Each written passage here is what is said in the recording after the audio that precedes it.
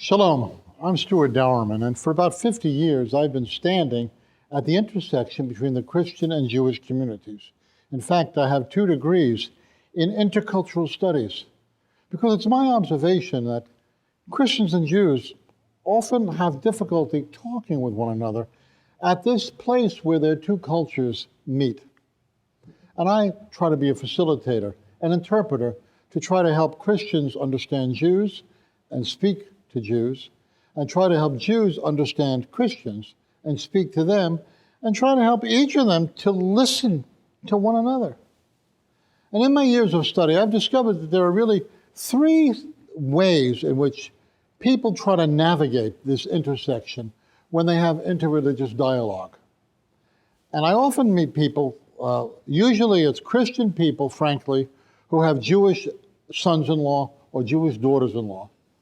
And these Christian people have a certain anxiety to share their faith with their Jewish son or daughter-in-law.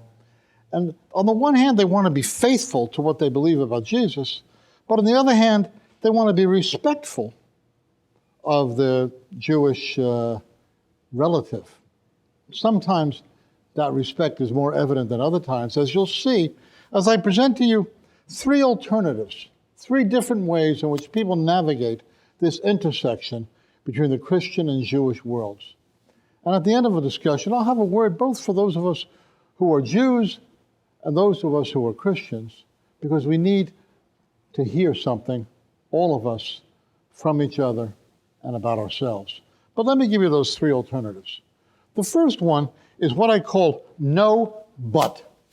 Very frequently, you meet people who, when they discuss religion with those who are other, their entire framework is no but. Example, I met a couple years ago an intermarried couple.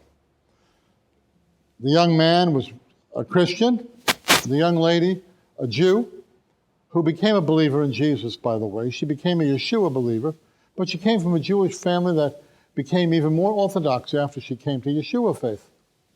And this young man, let's call him Jack, let's call her Jill. When Jack sought to share his faith with Jill's parents, who were Orthodox Jews, he felt an obligation to tell them that none of their Jewish practice, none of their Jewish faith, none of their Jewish commandment keeping was any use at all. Believe me, that's what he told me. He felt an obligation to tell them all of this is no good, but Yeshua is the Messiah of whom the Scriptures speak. Now, I don't know about you, but my guess is that now, about 15 years later, Jack is still not getting anywhere with sharing his faith with his Jewish in-laws, because this no but position is a real hard sell. The second position I want to share with you is closely related but significantly different. This is what I call the yes but position. The yes but position is taken by people who are prepared to say to their Jewish friends or Jewish relatives, yes, your Jewish life is very, very precious. Yes, keeping the commandments of God, keeping the feasts, the festivals of the Jewish year is important. Yes, I can see why it's important to you to raise your kids as Jews, but you need to believe in Jesus too, or all of this is really not going to, it's only going to get you so far. Now, there are many very nice people who believe this and talk this way, and I'm not telling you they're wrong. That's not what I'm discussing. What I'm saying is that they don't very often get very far. That's what I'm discussing. Because it's difficult to navigate, because remember, these people want to be faithful to the Yeshua faith on the one hand, and they want to be respectful of their Jewish significant others on the other hand, and when they get to this but part, it's difficult for them. And that's when they come to me, because they don't know how to navigate it. I have some help. Maybe that's you. Let me give you a third alternative, which I think is faithful to the Scripture and also much more positive in dealing with your Jewish friends and relatives. And here it is. This is a position I call yes and. The yes and position goes this way. Your Jewish significant other, relative, friend says, you know, The commandments of the Jewish people are very important to me. It's important for me to keep kosher. It's important for me to raise my children in a Jewish life. It's important for me to keep the festivals, the commandments, the ways of life of my ancestors and pass it on to my children. You who are Christians should say to your Jewish friends, yes, yes, yes. And Yeshua of Nazareth is the one through whom all of those commitments move forward to their foreordained consummation and conclusion. Yeshua is the affirmation, the ultimate affirmation and expediter of the consummation of all of that. Let me read you a passage.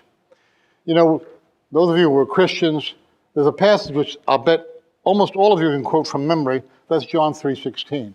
Today I want to leave you with another passage, Malachi 3:16. It says this, Az nedabru yirei Adonai. Then those who feared the Lord spoke to one another. And the Lord listened and heard it, and a book of remembrance was written before him for those who feared the Lord and who took heed of his name. Let me ask you a question. Those of you who are Christians, don't you believe that there are Jews, many Jews, who fear the Lord and take heed to his name? I know you do. And those of you who are committed Jews, don't you believe there are many Christians who fear the Lord and take heed to his name? I know you do. God finds both groups precious in his sight. Those of us who are Christians, those of us who are Jews, we need to listen to what God is saying to us. And we need to listen to each other and exchange with one another what we have learned about God in our historical journey. We need not only to speak, but also to listen. A final word. I believe at the end of history that God is going to confront both the Christian and Jewish communities and say something like this: you are right about this, but you are wrong about that. You know, not even the Apostle Paul said, we see through a glass darkly. We don't have all the answers. So let's learn to listen to each other. I want to welcome you to come sometime to the Interfaith Center in Beverly Hills, where we not only do a lot of talking, but a lot of listening. Shalom.